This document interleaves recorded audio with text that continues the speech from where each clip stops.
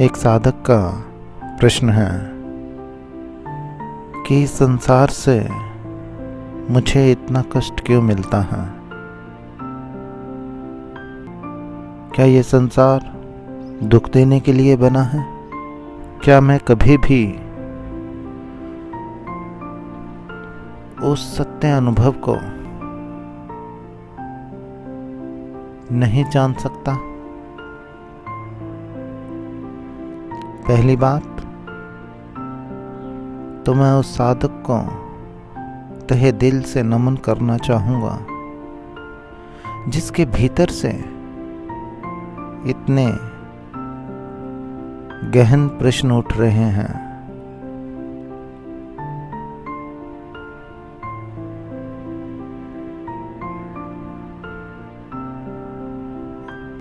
वो इस पथ पर सही दिशा में आगे बढ़ता जा रहा है।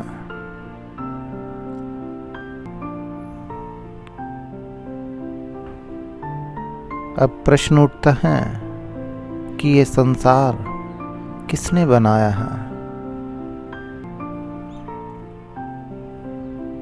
और ये दुख किसे हो रहा है।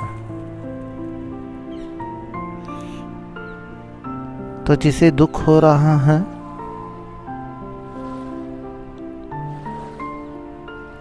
ये संसार भी उसी ने बनाया है, क्योंकि संसार बना है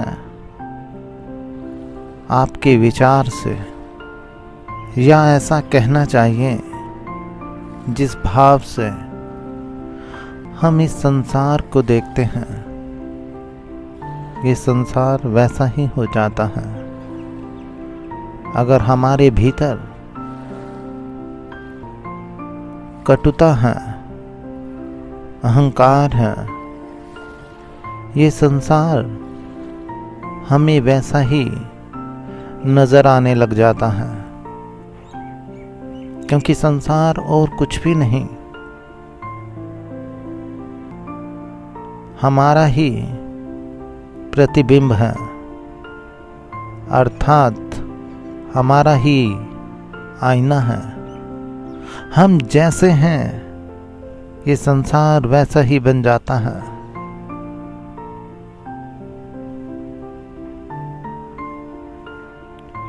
जब तक हमारे भीतर से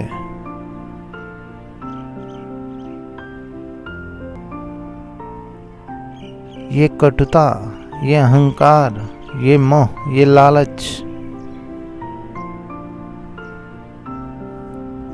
विदा नहीं हो जाते, तब तक ये संसार हमें दुख देता ही रहेगा। इस दुख, इस दर्द से मुक्ति का कोई उपाय नहीं है,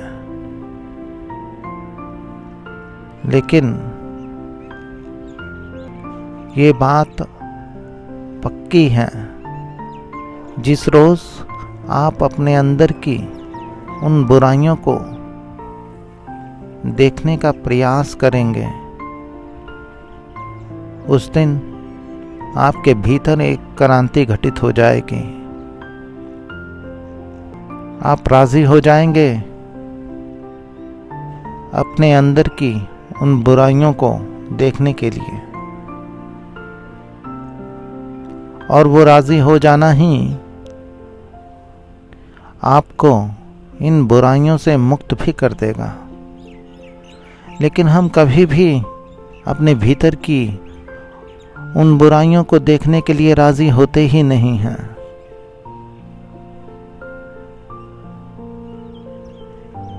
क्योंकि हम हमेशा बाहर के लोगों पे ही दोष आरोपित करते हैं, उन्हें अपनी नाकामयाबियों, अपने दुखों के लिए जिम्मेवार ठहराते हैं।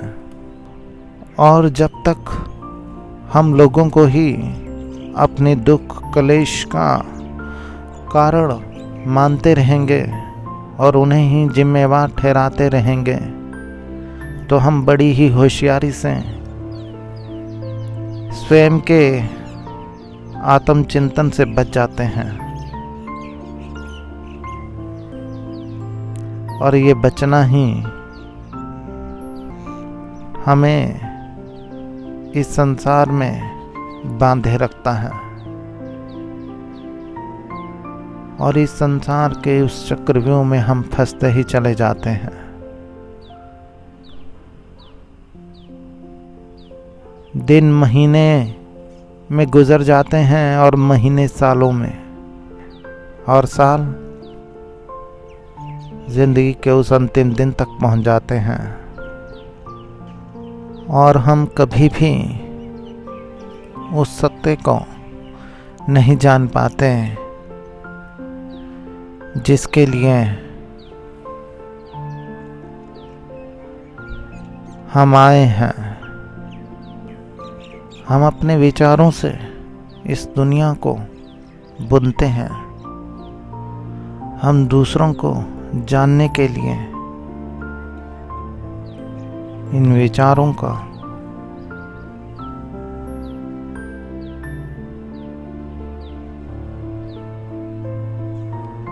सहयोग लेते हैं। हम सोचते रहते हैं कि ये इंसान ऐसा है, ये इंसान ऐसा है। यदि आप पूरी जिंदगी भी लोगों के बारे में सोचते रहें, आप उन्हें कभी भी सोच के जान नहीं सकते, क्योंकि किसी दूसरे को जानने के लिए आपके भीतर मौन होना पड़ेगा। और जब तक आप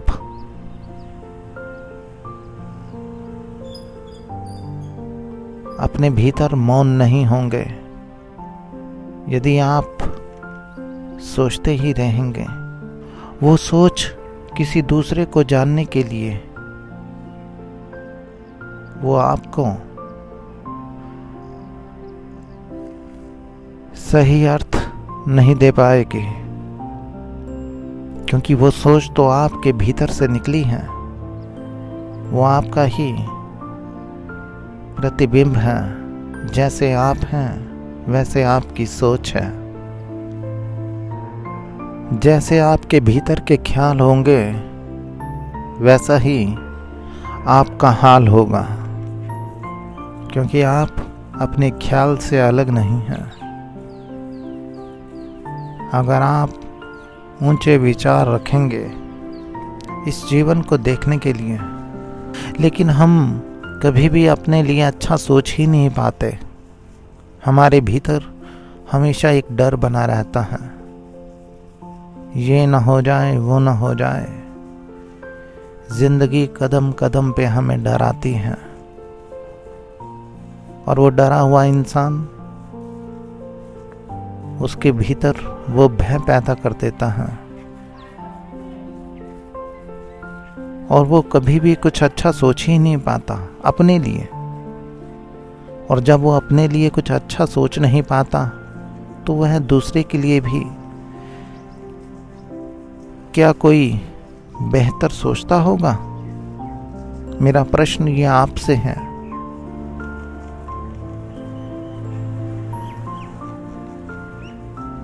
मेरी बातों को बड़े ही प्रेम पूर्वक सुनने के लिए आप सबका तहे दिल से धन्यवाद।